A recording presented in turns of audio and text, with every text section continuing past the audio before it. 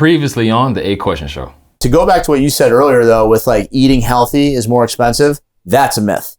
Ooh, because there we go. It's not more expensive if you actually understand portion sizes. You know, if you sit down, I mean, we're going to go out to eat after this, right? Yeah. And if we go out to eat, how big's that plate? How big's that portion of, you know, America and the U.S. is like it's like a buffet. With unlimited plates. Can't afford, that's why I'm front line, hand the sword. I do this all for myself, not the cash or no damn award. I need intelligence to craft my bars. I need the medicine that grows effervescent from the hands of God. I need inheritance to slash the odds, create a pipeline to the well while you grasp for straws. 8 questions, 8 questions, 8 questions, 8 questions, 8 questions, 8 questions, 8 questions. Welcome back to the 8-Question Show, where we inject knowledge into your brain by asking the right questions. We are still here at the compound, hanging out with Coach JR. Coach. Today, we're asking the question, is there a difference between health and fitness? Break that down, Brian. I've always perceived health to be just an overall state of well-being, whereas fitness possibly has to do with your physicality, your physique, your strength. But it seems like in some ways they're the same and in some ways they're different. So Coach JR, what are your thoughts on this? Is there a difference between health and fitness? So that's actually an awesome question with a lot of answers to it.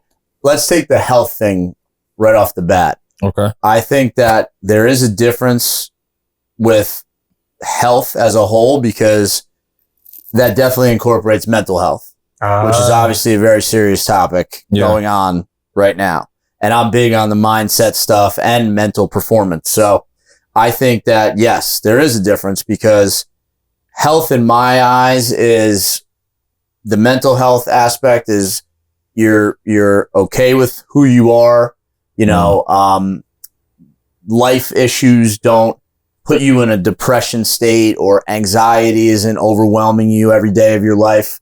So I say that because if you're not healthy in that regard, then like fitness doesn't matter, you know, because you see it. You see, I mean, you see like just, and again, I'm in an athlete world a lot. Like there's a lot of athletes that are dealing with serious mental health issues. And it's very sad to see and hear, but like people are killing themselves and they have a good fitness base, but their health is terrible. Yeah. So I think there's a huge difference. And I think the two definitely cross paths when you are in the right state of mind, healthy wise. Your fitness is only going to improve and get better and get prioritized. And on the flip side, I think if you do have a fit lifestyle and you focus on fitness, I do think that helps your mindset and your mental health. So yeah, that question is deep, man. That's a lot. I mean, it's hard to answer that.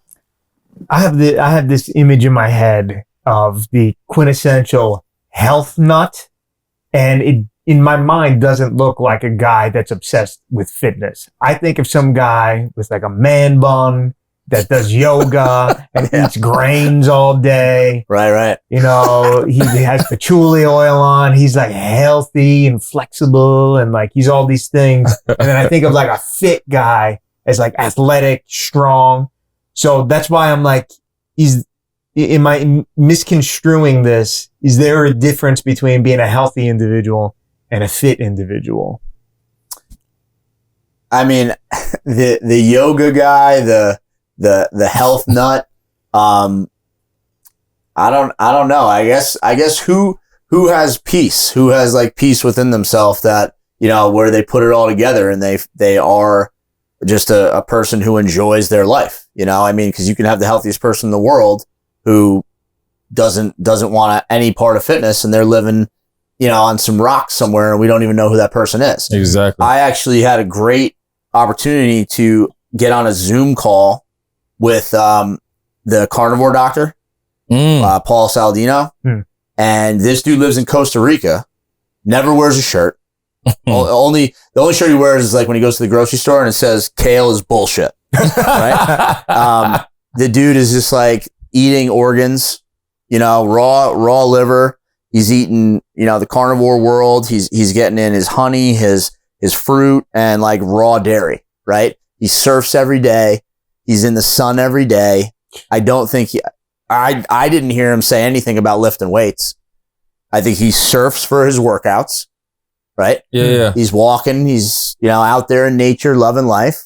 So, I mean, you look at a guy like that and he's pretty healthy, and his fitness is fun. It became his lifestyle. Like and I think that honestly could be the definition of fitness, even though I own a gym, is like, if you like to run or you like to hike or you like to do that stuff, that is fitness. It's movement. 100%. We just talked about movement. Exactly. Right? So in this stage of the game, I would say that, fitness should be something that you actually enjoy doing. That's what I would probably say to 95% of the people out here, because we are dealing with obesity and just lack of movement. So if you like to walk your dog and that's your hour-long workout, go enjoy that fitness. And if that brings joy to your day and makes you feel healthier and, clears your head and gets you away from your work day and your Zoom calls, then I think that's the combo that we're looking for, Athletes have to do it. Yeah. You do. You have to train. You have to be in a weight room. You have to strength train for the most part. I would say, a large portion of athletes need it for performance. Yeah. I think society as a whole, because you look at athletes like at the highest levels, what percentage of this country is that? Exactly. It's small. It's the smallest. It's under 1%. Very, very small. It's definitely under 1%. Exactly. So for the most part, I would say the health and fitness thing, it should be crossing paths. Right now, I think there definitely is a difference, but I think if more people combine the two, I think we would have a healthier society for sure. I was going to ask you about that too, because you literally just segue right into I wanted to ask, is because, like, let's just say you have the perfect diet. If you haven't tuned in, please go back to episode 3 to hear his brilliant breakdown on that. But if, let's just say I eat all the right things, vegetables, all the cleanest meats, but I don't, and I'm not active, am I okay? I think you'll be in a fine state to not get into a issue where like you're dealing with obesity and things like that.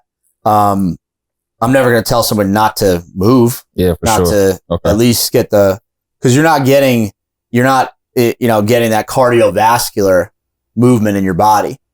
So I think that's super important, even if it is a walk for 30 minutes or, something like that. I think that's something that people should be doing daily. I did that when I did the 75 hard, because the outdoor workout I had to do it every day. Yeah. So I did an indoor workout, an outdoor workout, and the outdoor workout, there were days where I just walked my dog for 45 minutes. And to be honest with you, it was awesome. Because I wasn't going to do a workout outside every day that put my body through the ringer.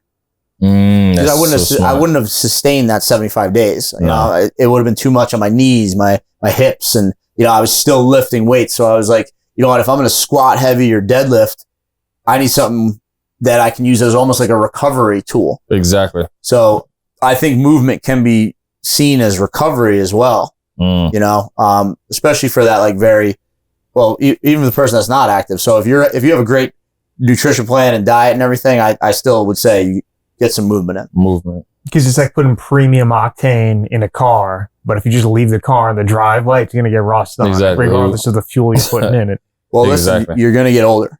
And if you're not moving, there's no resistance to your body.